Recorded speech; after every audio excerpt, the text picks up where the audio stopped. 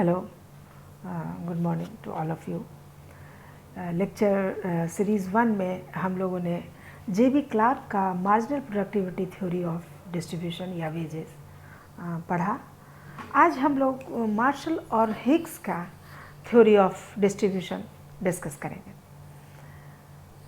Clark के अनुसार आप लोगों ने जो क्लार्क के थ्योरी से थोड़ा सा ये डिफरेंट है मार्शल की थ्योरी, और इनके अनुसार उन्होंने कहा कि यह समझना गलत है कि श्रमिकों की मजदूरी तथा अन्य साधनों की कीमतें उनकी सीमांत उत्पादकता द्वारा निर्धारित होती हैं।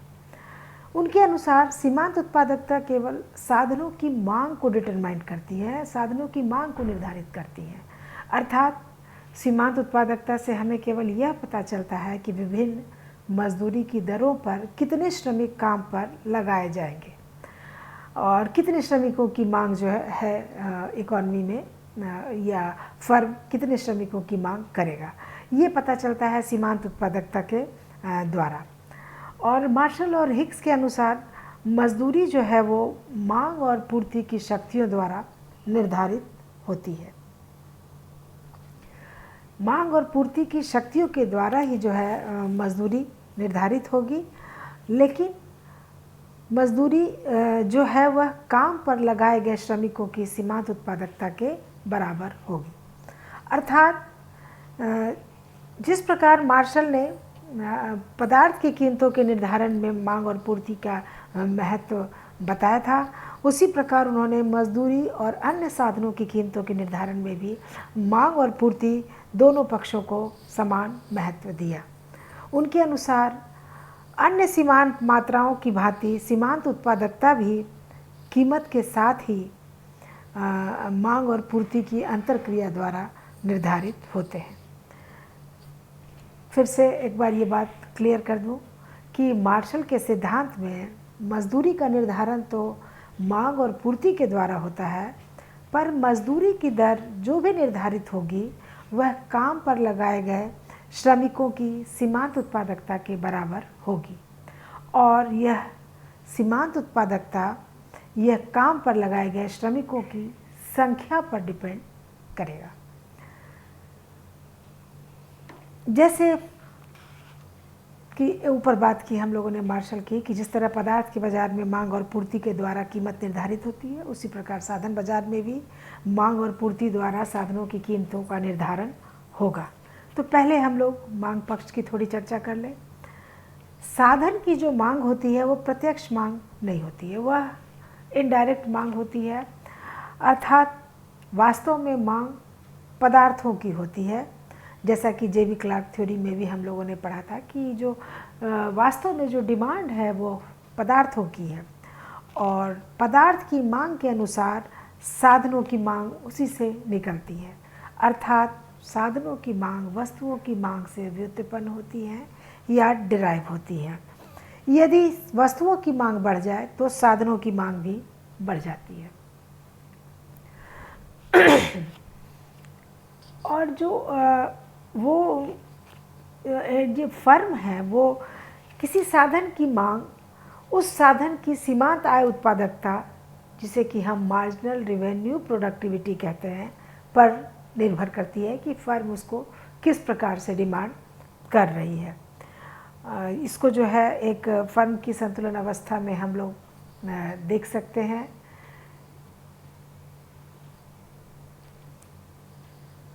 इसमें आप लोगों ने देखा, इसको मार्शल ने बताने का कोशिश किया है इस डायग्राम में कि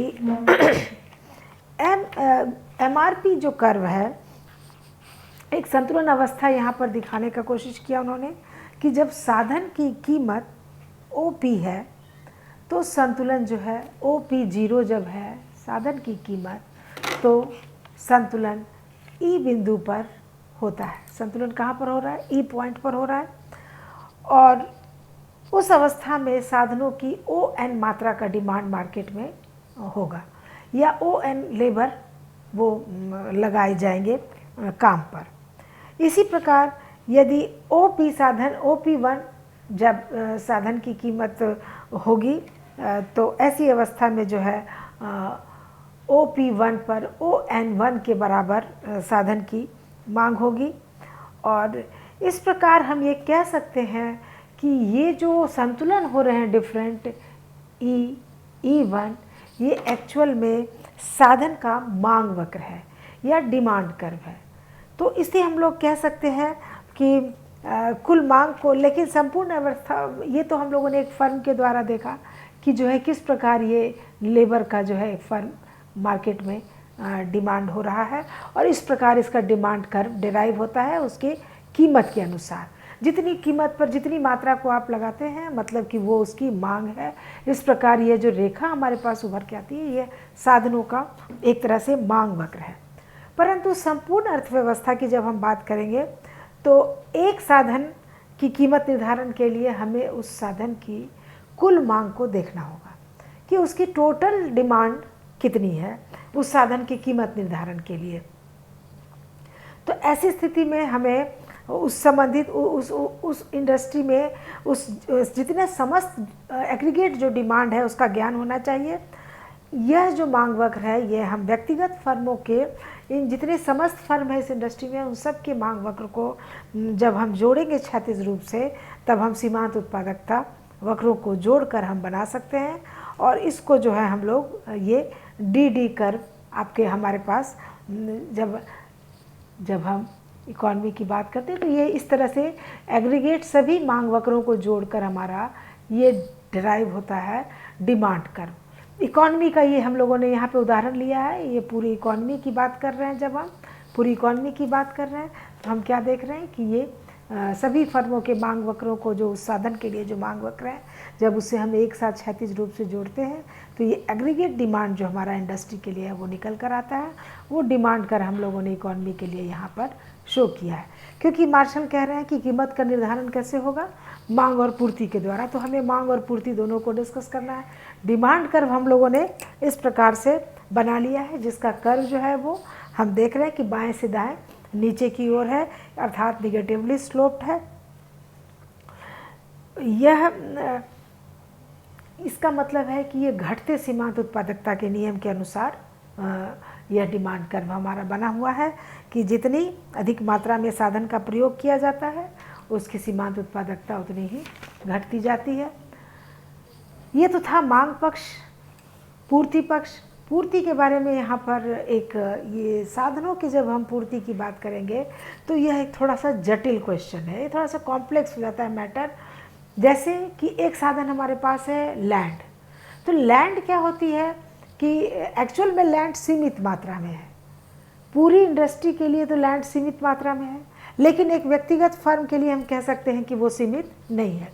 रेंट बढ़ाकर एक व्यक्तिगत फर्म जितना चाहे लैंड को यूज़ कर सकता है। अर्थात पूर्ति एक व्यक्तिगत फर्म के लिए और पूरी इकॉनमी के लिए लैंड की पूर्ति डिफरेंट हो जाएगी। उसी प्रकार हम देखते हैं श्रम मार्केट में, लेबर मार्केट में। तो लेबर मार्केट में भी पूर्ति जो है, हम लोगों ने जब इससे पहले PG के बच्चे जानते हैं कि जब आप लोगों ने पढ़ा था कि किस प्रकार से इक्विलिब्रियम जो है हमेशा एक दिशा में साम्य नहीं होता है। जो हमारा रेखा होती है कई बार श्रम का, वो जो संतुलन, श्रम का जो पूर्ति का जो वक्र है वो एक अवस्था के बाद पीछे की ओर मुड़ता है। इसका मतलब होता है कि जब हम वेज बहुत ज़्यादा बढ़ा देते हैं लेबर मार्केट में तो कई बार श्रमिक बढ़ने के बजाय घट जाते हैं, क्योंकि उनकी आवश्यकताएं जब पूर्ति हो जाती हैं तो वो काम, उनका मांग, वो डिमांड, सप्लाई उनका घट जाएगा। तो हम क्या देखते हैं कि पूर्ति जो है वो पदार्थ की मांग के समान नियम इस पर लागू कई बार नहीं होते हैं, जिसका हम लोगों ने उदाहरण देखा। और इस पर कुछ राजनीतिक और सामाजिक कारण भी प्रभाव डालते हैं। लेबर की पूर्ति पर, लैंड की पूर्ति पर ये जो है बहुत ही स्वतंत्र नहीं होता है। लेकिन फिर भी साधारणतया हम ये कह सकते हैं कि यदि साधन की कीमत बढ़ जाए तो उसकी पूर्ति बढ़ जाती है, और यदि साधन की कीमत घट जाए तो उसकी पूर्ति की मात्रा घट जाती है। इसी कारण से हमारा जो पूर्ति वक्र है वो हम देख रहे हैं बाएं से दाएं ऊपर की ओर चढ़ता है, अर्थात कीमत बढ़ने पर वह बढ़ेगा और कीमत घटने पर पूर्ति भी जो है वो घट जाएगी। तो इस प्रकार जब हमारे पास डिमांड और सप्लाई अब दोनों ही कर्व हो गए तो हम लोग देखते हैं कि डिमांड और सप्लाई यहाँ पर भी मार्शल के अनुसार जहाँ पर एक दूसरे को ये लोग क्रॉस करते हैं या कट करते हैं, तो वहीं पर इनका संतुलन स्थापित होता है। और जैसा कि हम ई पॉइंट पर देख रहे हैं, और उसके आधार पर वेज रेट जो है वो डिसाइड होता है, जो कि है डब्लू। ओ डब्लू के बराबर यहाँ पर वेज जो है निर्धारित होती है। अर्थात मार्शल जो कहते हैं मांग और पूर्ति के द्वारा मजदूरी दर का निर्धारण होता है। यदि मजदूरी दर बढ़कर OW1 हो जाए तो हम क्या देखते हैं कि सप्लाई तो है W1 T के बराबर और डिमांड है W1, और डिमांड क्या है हमारा, डिमांड है RW1 के बराबर। तो ऐसी स्थिति में हम लोग क्या देख रहे हैं कि सप्लाई एक्सेस है लेबर का और डिमांड मार्केट में कम है, तो उस वेज रेट पर अनएम्प्लॉयमेंट की स्थिति हो जाएगी क्योंकि लेबर सप्लाई अधिक है। इसके विपरीत जब मजदूरी दर मान लीजिए कि OW हो जाए तो हम लोग क्या देखते हैं कि सप्लाई कम है W J के बराबर और डिमांड जो है हमारा वो W K के बराबर है। तो ऐसी स्थिति में हम लोग क्या देखते हैं कि डिमांड एक्सेस है और सप्लाई कम है, तो एक्सेस डिमांड की स्थिति हो जाएगी। तो जब प्राइस कम होगा डिमांड जो है जब भी, तो ऐसी स्थिति में जो है लेबर सप्लाई पुनः जो एक्सेस डिमांड जब होगा तो प्राइस को वो बढ़ाएंगे, मजदूरी आपस में जो नियोक्ता है वो आपस में प्रतियोगिता करेंगे क्योंकि उन्हें सप्लाई जो है यहाँ पर कम है और उन्हें लेबर चाहिए, तो वो आपस में कंपटीशन करेंगे जिसके कारण प्राइस बढ़कर पुनः OW के बराबर हो जाएगा। और जब अनएम्प्लॉयमेंट की स्थिति होगी तो ऐसी स्थिति में जो है सप्लायर मजदूर जो है वो आपस में कंपटीशन करेंगे लेबर, और जिसके कारण मजदूरी दर फिर घट जाकर OW हो जाएगी। अर्थात मार्शल के अनुसार हर हालत में जो है जहाँ पर इंटरसेक्ट करेंगे डिमांड और सप्लाई कर्व एक दूसरे को, मांग और पूर्ति वक्र, वहीं पर जो है वेज रेट मजदूरी का निर्धारण होगा और उस स्थिति में ON साधन की मात्रा का प्रयोग होगा संतुलन की स्थिति में। इस पर हम लोग ये कह सकते हैं कि साधन की कीमत तो मांग और पूर्ति के द्वारा निर्धारित हो गई, परंतु यह साधन की सीमांत उत्पादकता अथवा जिसे मूल्य रूप में सीमांत उत्पादन का मूल्य हम लोग कह सकते हैं, इसमें हम लोगों ने बनाया है कि सीमांत उत्पादन का मूल्य जिसे हम लोग कहेंगे value of marginal product VMP के बराबर है।